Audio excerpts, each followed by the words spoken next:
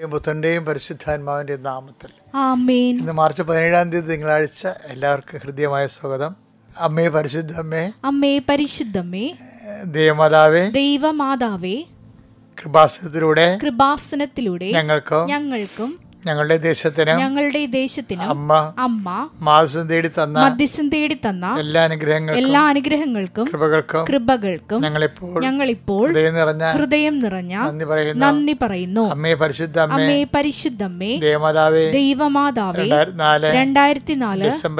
December 7 ഉച്ചകഴിഞ്ഞ് 2:30 കൃപാസനത്തിൽ സംഭവിച്ച അമ്മയുടെ പ്രത്യക്ഷപ്പെടലിനെ കുറിച്ച് തിരുസഭയ്ക്ക് സമർപ്പിച്ചിരിക്കുന്ന പഠനരേഖകളുടെ മേൽ സഭാത്മകമായ പഠനം ആരംഭിക്കുവാൻ ഞങ്ങൾ അങ്ങയോട് താഴ്മയോടെ പ്രാർത്ഥിക്കുന്നു. അമ്മേ പരിശുദ്ധമ്മേ, ഭൂസ്വർലോകങ്ങളുടെ രാജ്ഞിയായ അങ്ങയ്ക്ക് ഭൗമസംരക്ഷണത്തിനായി പ്രപഞ്ചപ്രകൃതിയെ തന്നെ തിരുസഭ പ്രതിഷ്ഠിക്കുവാൻ ഈ പ്രത്യക്ഷീകരണം വഴി ഇടയാക്കണമേ. പരിശുദ്ധമ്മേ, ജപമാല മാതാവേ, സകല കൃപാസനം പ്രാർത്ഥനകളോട് ചേർത്ത് ഞങ്ങളിപ്പോൾ പ്രാർത്ഥിക്കുന്ന ഈ കുടുംബത്തിന്റെ പ്രത്യേക നിയോഗം പരമക്കളെ.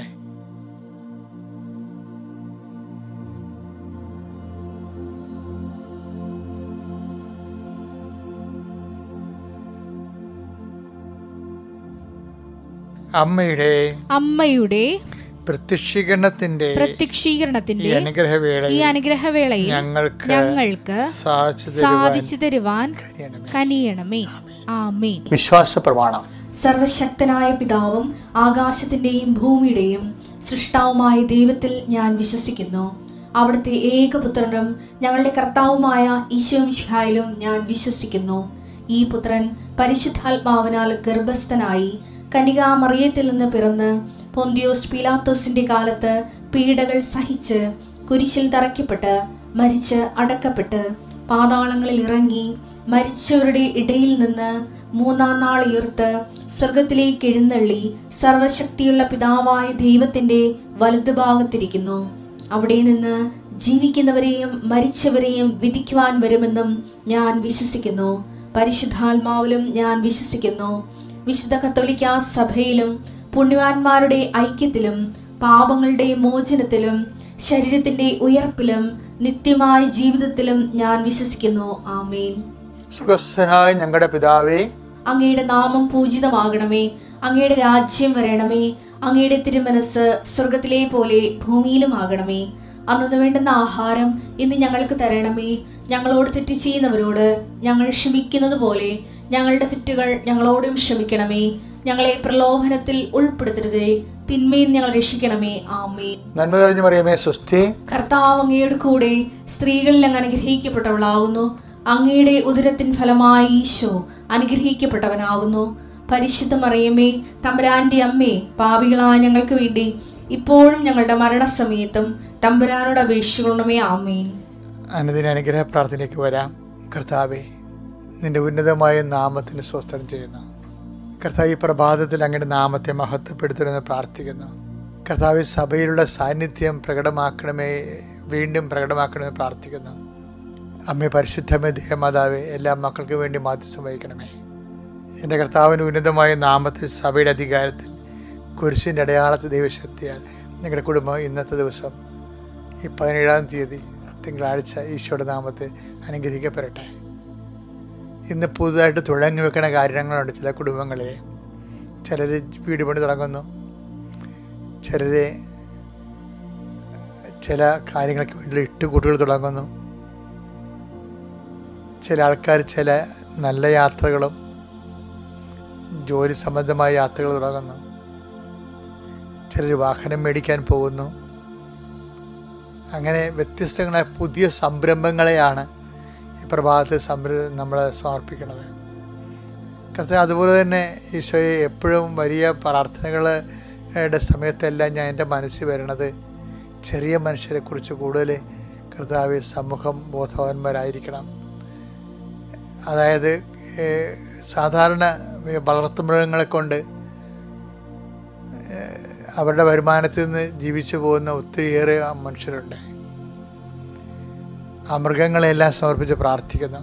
പക്ഷികളെ വളർത്തിയും പട്ടികളെ വളർത്തിയൊക്കെ ജീവിക്കുന്നവരുണ്ട്. കുഞ്ഞ് നിറമത്സ്യങ്ങളെ, കളർ മത്സ്യങ്ങൾ വളർത്തി, അലങ്കാര മത്സ്യങ്ങൾ വളർത്തി ജീവിക്കുന്നവരുണ്ട്.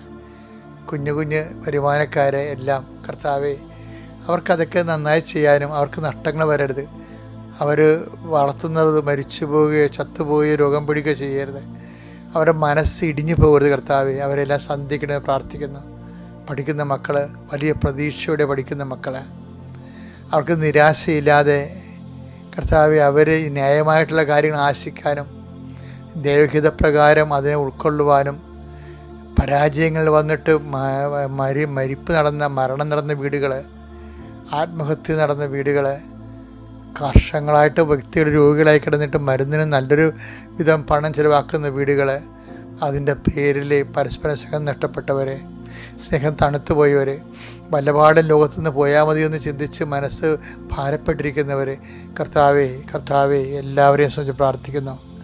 കർത്താവെ, നിൻ്റെ ഉന്നതമായ നാമത്തിന് സ്തോത്രം ചെയ്യുന്നു. കർത്താവെ, വീട് പണി ആരംഭിക്കണം, പുനരുദ്ധരിക്കണം, റിപ്പയർ ചെയ്യണം, അല്ലെങ്കിൽ വർഷത്ത് ഇത് താങ്ങത്തില്ല എന്ന് വിചാരിച്ചിട്ട് വിഷമിക്കുന്നവരുണ്ട്. ഈശോയെ, പല തരത്തിലുള്ള വേദനകൾ അനുഭവിക്കുന്നവരുണ്ട്, ആശങ്കകൾ അനുഭവിക്കുന്നവരുണ്ട്. പല ആൾക്കാരും കോമഡികൾ കണ്ടും ചിരിച്ചും ടി വി കണ്ടും മൊബൈൽ കണ്ടും ജീവിതത്തിൽ വരാമെന്ന് വിപത്ത് മറന്നിരിക്കുന്നവരുണ്ട്. അത് വാദിക്ക് വരുമ്പോഴായിരിക്കും അവർക്ക് ബോധം വരുന്നത്. കർത്താവെ, നിനക്ക് എല്ലാ കാലത്തും ബോധമുള്ളവനെ, നിൻ്റെ ചൈതന്യം അവരിലേക്ക് ആവശ്യിക്കണമെന്ന് പ്രാർത്ഥിക്കുന്നു. അവർക്ക് ബോധമുണ്ട്. അവർക്ക് ഉത്തരവാദിത്തോടെ ജീവിക്കാൻ ആവശ്യമായ കൃപയാൽ കർത്താവെ അങ്ങനെ മക്കളെ നിറക്കണമേ. പരീക്ഷ എഴുതാൻ പോകുന്നവർ, പരീക്ഷ കഴിഞ്ഞവരെ എല്ലാവരും ഓർത്ത് പ്രാർത്ഥിക്കുന്നു. ഓരോരോ സർട്ടിഫിക്കറ്റുകൾ വേണ്ടി പ്രാർത്ഥിക്കുന്നവരെ, കർത്താവെ, ഓരോരോ മേൽഗതിക്ക് വേണ്ടി ഉദ്യമങ്ങളിൽ പോകുന്നവർ, ആധ്യാത്മിക തകർന്നു പോയവർ, ആധ്യാത്മിക പ്രാർത്ഥനാ ജീവിതം കുറഞ്ഞു പോയവർ എല്ലാവരും സുഖം പ്രാർത്ഥിക്കുന്നു. കർത്താവ്, ഓരോരോ തീരുമാനം എടുക്കാനും എടുത്ത തീരുമാനം നിലനിൽക്കുവാനും അത് കുടുംബത്തിന് ശ്രേയസ്കരമാകുവാനും എൻ്റെ കർത്താവിൻ്റെ ഉന്നതമായ നാമത്തിൽ സഭയുടെ അധികാരത്തിൽ ഇന്നത്തെ നിൻ്റെ മുഴുവൻ സംരംഭങ്ങളെ, മുഴുവൻ ചിന്തകളെ, മുഴുവൻ തീരുമാനങ്ങളെ, മുഴുവൻ ഇടപാടുകളെ കർത്താവ് അനുഗ്രഹിക്കട്ടെ. Praise the Lord. എൻ്റെ പ്രിയപ്പെട്ടവരെ, നമ്മളെത്ര വിശ്വാസം ഉണ്ടാകുന്നാലും വിശ്വാസം പോകുന്നൊരു സമയമുണ്ട്. ഇപ്പോൾ കഴിഞ്ഞ ദിവസങ്ങളൊരു കൊച്ച് തൃശ്ശൂർക്കാരത്തി സാക്ഷ്യം പറഞ്ഞു, ഞങ്ങളുടെ വീട് ദൈവത്തോട് ഭയങ്കര അടുത്ത വീടായിരുന്നു. എൻ്റെ അപ്പൻ പ്രാർത്ഥന പ്രാർത്ഥനയായിരുന്നു. ഞങ്ങളാണെങ്കിൽ തന്നെ പള്ളി പ്രാർത്ഥനയും അതുപോലെ തന്നെ കുടുംബത്തിൽ കർത്താവിൻ്റെ കുടുംബ പ്രാർത്ഥനയ്ക്കുള്ള വീടായിരുന്നു. പക്ഷേ എൻ്റെ ചേട്ടൻ ആങ്ങള വണ്ടി ഇടിച്ച് മരിച്ചപ്പോൾ എൻ്റെ അമ്മക്ക് വട്ടായിപ്പോയി. അമ്മ 50 പ്രാവശ്യം ആത്മഹത്യ ചെയ്യാൻ ശ്രമിച്ചെന്ന്. എന്നിട്ട് ഇവള് 50 പ്രാവശ്യം ഉപവസിച്ച്. ചില മക്കളൊക്കെ ഉണ്ടെങ്കിലേ കുടുംബം രക്ഷപ്പെടും. ഈ ലോകത്തെ സഹനത്തെ ആർക്കും കൈകാര്യം ചെയ്യാൻ പറ്റിയിട്ടില്ല. എല്ലാവർക്കും സുഖവും സന്തോഷമൊക്കെയാണ് കൈകാര്യം ചെയ്യാൻ പറ്റിയിരിക്കുന്നത്. സഹനത്തെ കൈകാര്യം ചെയ്യാൻ പറ്റത്തില്ല. ഇപ്പോൾ ബുദ്ധൻ വന്നപ്പോഴും ബുദ്ധൻ പറഞ്ഞ എന്താണ്? Desire is the cause of evil എന്ന് പറയും. ഡിസയറാണ് ഈ എല്ലാ തിന്മകളുടെയും കാരണമെന്ന് പറയും. ഈ ക്രിസ്തു വന്നപ്പോൾ എന്ത് ചെയ്ത്? സഹനത്തെ ഫേസ് ചെയ്ത്, സഹനത്തെ അക്സെപ്റ്റ് ചെയ്യാൻ തീരുമാനിച്ചു. അക്സെപ്റ്റ് ചെയ്തതിന് ശേഷം അത് മനുഷ്യൻ്റെ എല്ലാ മനുഷ്യനെ ഉണ്ടാക്കുന്ന സഹനത്തിൻ്റെ സോഴ്സ് പലപ്പോഴും പാപമായിട്ട് വരുന്നവരുകയും അതിന് പരിഹാരമായിട്ട് ഇതിന് ഒരു പ്രത്യേക മീനിങ് കൊടുത്ത്, അർത്ഥം കൊടുത്ത്, ഇതിന് നിത്യതയിലേക്കുള്ള ഒരു ആർജിക്കാൻ പറ്റിയൊരു മാർഗമായിട്ട് അതിനെ മാറ്റി, അതിനെ ഭയങ്കരമായിട്ട് ട്വിസ്റ്റ് ചെയ്ത് സഹനത്തെ. അതുകൊണ്ട് തന്നെ ഈ രണ്ട് കാര്യം ജീവിതത്തിലുള്ള സഹനമുണ്ട്, സന്തോഷമുള്ളത് കാരണം രണ്ടിനെയും നെഞ്ചു പിരിച്ച് സ്വീകരിക്കാനുള്ള ഒരു തൻ്റെ ഇടം മനുഷ്യന് ഉണ്ടാകുന്ന രീതിയിലാണ് ഈ ക്രിസ്ത്യാനിറ്റി രൂപകൽപ്പന ചെയ്തിരിക്കുന്നത്. ഇപ്പോൾ യോഹന്നാൻ 1:29 വായിക്കത്തില്ലേ? ഇതാ ദൈവത്തിൻ്റെ കുഞ്ഞാടെന്ന് പറയുന്ന ആളാണ് യോഹന്നാൻ. ക്രിസ്തുവിലുള്ള വിശ്വാസമാണ് ആദ്യം പോയത്. ഇപ്പോൾ സഹനം വരുമ്പോൾ, വിശപ്പ് വരുമ്പോൾ, ജയിലിലെ പീഡനങ്ങൾ വരുമ്പോൾ യോഹന്നാൻ സ്നാപകന് ഉടനെ ആ വിശ്വാസത്തിൻ്റെ അലൈൻമെൻറ്റ് പോയി. ക്രിസ്തുവിൽ സംശയമായി. 10 സുവിശേഷം 13:3 എന്താണ്? വരാനിരിക്കുന്നവൻ നീ തന്നെയോ അതോ ഞങ്ങൾ മറ്റൊരുവനെ പ്രതീക്ഷിക്കണമോ? യോഹന്നാൻ 1:29 ഇതാ ദൈവത്തിന്റെ കുഞ്ഞാടെന്ന് പറഞ്ഞ ആള് ഒരു സെക്കൻഡ് പീഡനങ്ങളിലേക്കും പ്രയാസങ്ങളിലേക്കും വിശപ്പിലേക്കും പോയപ്പോൾ ക്രിസ്തുവിലുള്ള വിശ്വാസം പോയി. പക്ഷേ യോഹന്നാൻ സ്നാപകന് വരെ ഇതാണ് അവസ്ഥയെങ്കിൽ നമ്മുടെയൊക്കെ അവസ്ഥ എന്തായിരിക്കും? അതാണ് സംഭവം. അപ്പോൾ സ്വാഭാവികമായിട്ട് ദൈവം ഇങ്ങനെയുള്ള ഒരു കാലാവസ്ഥ അനുവദിക്കും. യോഹന്നാനെ ഈശോ നീതീകരിച്ചെങ്കിൽ ഞാനും നീതീകരിച്ചു തരാം. യോഹന്നാൻ ഈശോ നീതീകരിച്ചില്ല. ഈശോ പറഞ്ഞു ഇടർച്ച ഉണ്ടായി, ഇടർച്ച ഇല്ലാത്തവനാണ് ഭാഗ്യവാനെന്ന് പറയും. അതാണ് വിഷയം. എന്നിൽ ഇടറാത്തവൻ ഭാഗ്യവാൻ. അപ്പം അതിൻ്റെ അർത്ഥം എന്താണ്? യോഹന്നാൻ ഇടറിയെന്നല്ലേ എൻ്റെ അർത്ഥം? യോഹന്നാൻ ഇടറിയെന്നല്ലേ? അപ്പോൾ ഈ വിശപ്പ് അറിയുന്നൊരു കാലമാണ് ഈ നോൻപ് കാലം. അത് കൃത്യമായിട്ട് വിശപ്പ് അറിയിക്കണ ഒരു മോക്ക് ഡ്രില്ല് പോലെയാണ് എന്ന് ഞാൻ പറഞ്ഞില്ലേ.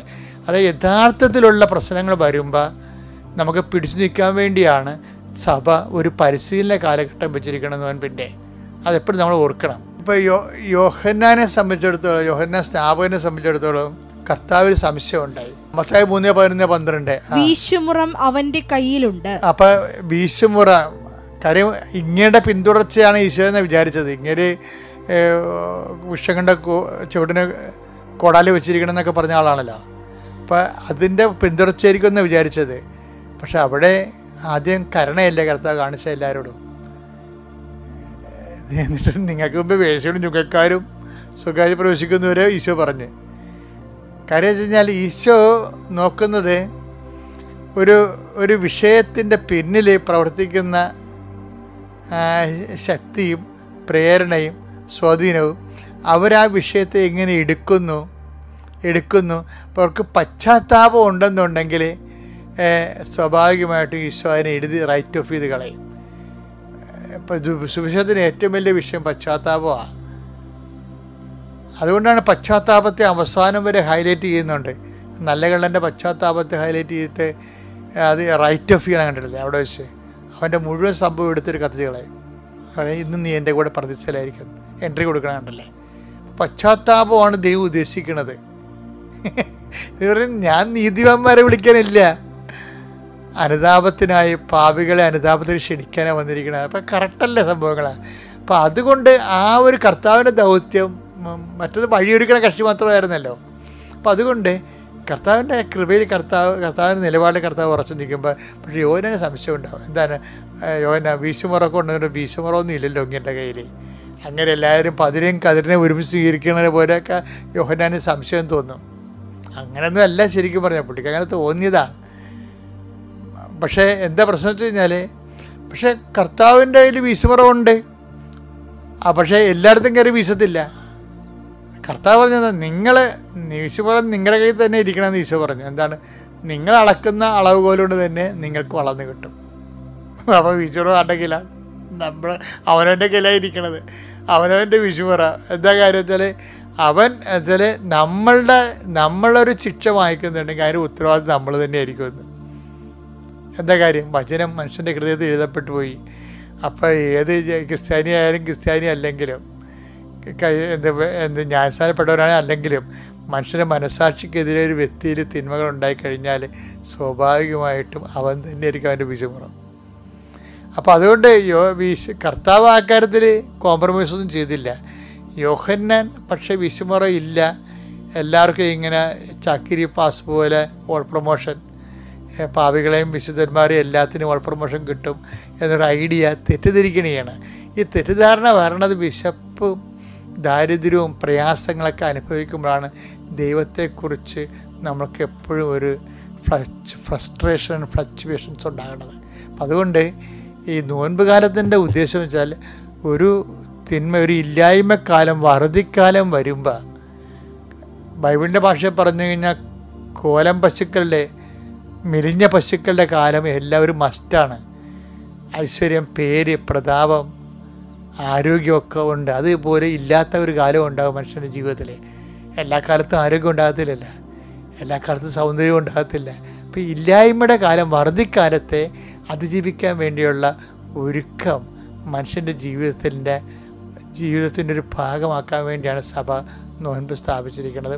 അത് ഇന്ന് നോൻപിന് വേണ്ടി മാത്രമല്ല, ഏത് കാലഘട്ടത്തിലൂടെയാണ് കടന്നു പോയാലും വർദ്ധിക്കാലമായാലും ദൈവത്തെ കൈവിടാതെ വിശ്വസിച്ചും പ്രാർത്ഥിച്ചും കൂടുതൽ സുഭിക്ഷിത കാലത്തേക്കാൾ കൂടുതൽ വിശ്വസിച്ചും പ്രാർത്ഥിച്ചും മുന്നേറാൻ ദൈവം നിങ്ങളെ സഹായിക്കണമെന്നുള്ളതാണ് ബൈബിളിൻ്റെ ഒരു